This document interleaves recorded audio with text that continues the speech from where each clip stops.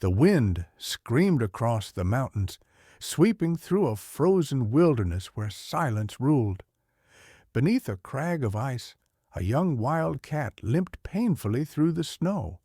Blood dotted the white ground behind it, trailing from a deep wound on its front paw. Its fur was thick but frozen at the edges, and its wide golden eyes blinked slowly against the sting of the cold. It was alone, injured, exhausted, and trapped in a place that offered no mercy. As the cat attempted to cross a ridge, its back leg slipped into a narrow crevice. It yowled in pain, struggling to free itself. Snow and ice scraped against its body. The blood thickened, crusting around its wound.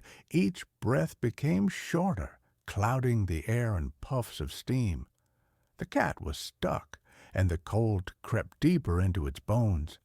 Minutes passed, then hours. The sun barely pierced the clouds above.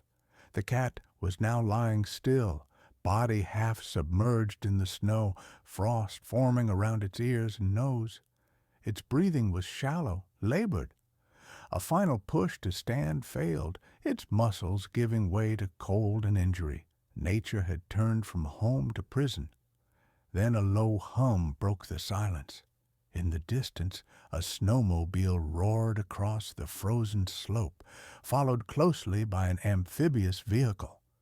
Bright orange and navy uniforms flashed against the white terrain. 4 figures moved with urgency. Maya, the team leader, signaled with a gloved hand. Dr. Eli, the medic, unpacked medical supplies.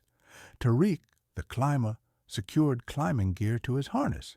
And Noor, the animal specialist, loaded a tranquilizer dart. They followed the paw prints embedded in the snow until they reached the crevice. "There!" Maya shouted. Tariq threw down a rope and descended. The cat twitched at the sound but could barely lift its head.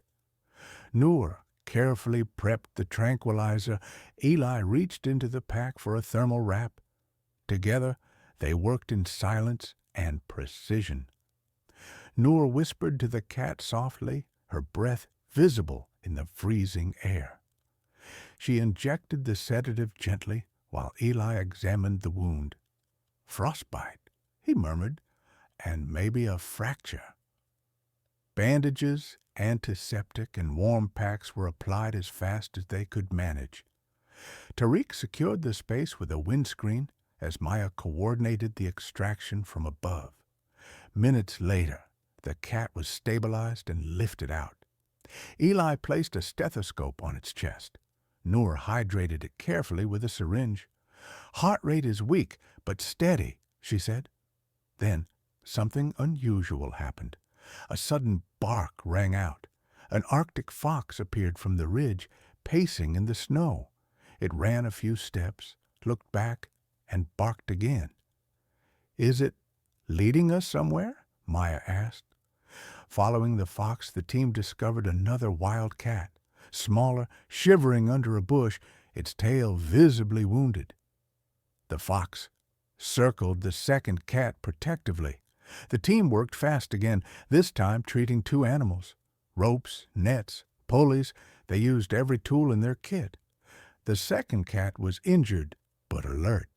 Together, they loaded both animals onto thermal sleds. Noor stayed close, whispering reassurances. The fox didn't leave. In the portable field shelter, the cats were wrapped in heated bedding. Noor monitored vitals while Eli adjusted IV fluids. One cat blinked and moved its head slowly toward the other.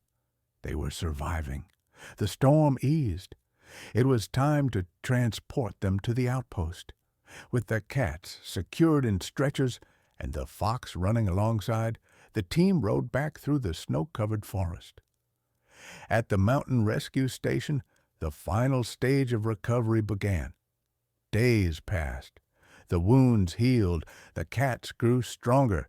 The fox stayed, like a silent guardian. When the day came, both wildcats stood at the edge of their release pen. eyes bright and tails swaying. Maya knelt. "You're ready," she whispered. The gate opened. Snow flew up as the cat sprinted back into the wild, disappearing between the pines. They paused just once to look back. The team stood quietly, hearts full, and then they were gone.